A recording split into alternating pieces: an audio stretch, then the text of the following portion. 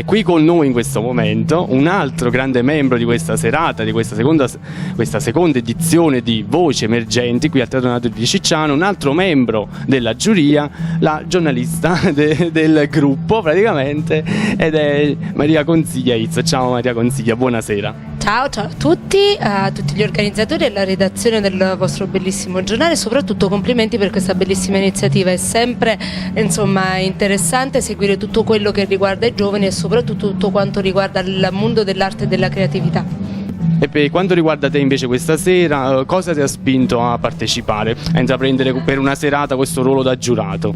Allora, innanzitutto il fatto che si facciano iniziative del genere nel napoletano, in generale in Campania, perché io ritengo che Napoli, in generale la nostra bellissima regione, sia una fucina di grandi talenti, e se non facciamo in modo che queste manifestazioni si replichino il più possibile per metterli in evidenza, creiamo un grande danno a quella che è la nostra regione, perché non esistono soltanto i talent a livello nazionale piuttosto che il grande e rispettabilissimo Festival di Sanremo, ma esistono anche questi palcoscenici un po' più piccoli che magari motivano questi ragazzi e li preparano a palcoscenici un po' più grandi. E invece vorresti porre un tuo consiglio personale ai concorrenti di questa sera?